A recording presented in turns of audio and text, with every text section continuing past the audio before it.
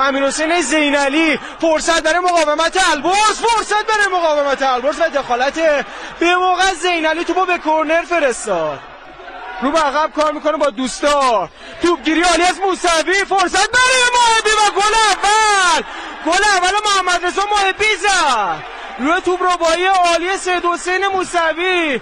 برای دومین بازی پی در پی هم میتونه گل بزنه برای تیم ایرالکو. محمد رضا محبی، دخالت از کامبیز. حالا توپگیری رو محمد رضا کرد انجام میده، پا به توپ جلو میاد. علی ابراهیمی روی پای چپ و باز هم کرنر.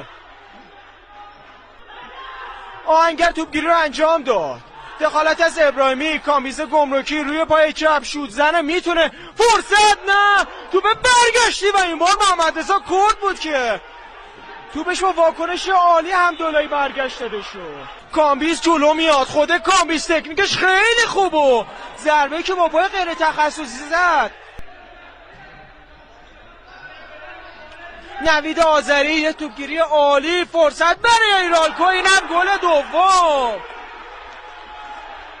نوید آذری سومین گل متوالی خودش در سومین بازی هم برای تیم ایرالکو میزنه و بازی رو 2-0 میکنه. حالا چه استفاده ای را از این توپ خواهد برد؟ دیواره دفاعی 2 نفره با محمد رضا کرد و کامبیز گمرکی که با اون جثه‌ای که داره فضای زیادی رو پوشش میده. میرزایی هم جلو اومد و دخالت از محمد رضا کرد. حالا کامبیز گمرکی توپگیری رو محمد رضا کرد اونجا انجام داد. محمد رضا کرد نزدیک شده به بازیکن صاحب توپ مقاومت البرز.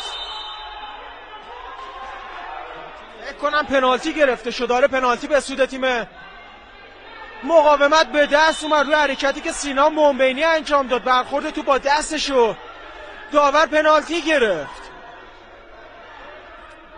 یکی از عقبگیرای تیم ایرالکو، سینا منبینی، اشکان صالحی و مهران مقصودی دیگر بازیکنان عقبگیری هستن که رضا کردی در اختیار داره. علی محمدی هم جز عقبگیرای تیم ایرالکو هستش. مهران مقصودی تو بازی امروز مثل دانیال گیبیلی نامش در بین بازیکنان فراخونده شده قرار نگرفته. سنگربان فصل گذشته صنایع پشتیبان هرمزگان چه واکنشی رو نشون میده. تقوی و عالی فریم بر میرزایی و واکنش دومش هم عالی بود. یه دبل سیو دیدنی از محمد علی میرزایی.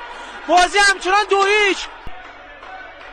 سینا صمدی با مهدی آهنگری بازی میکنه. این سم تو رسید به سینا هادیان. فرصت برای مقاومت البرز و بازی حالا 2-1 شد. بلند فرستاد محبی، توپگیری عالی. موسوی کنار دستش حضور داره، 2 در مقابل 1 هستن. چرا پاس نداد محبی؟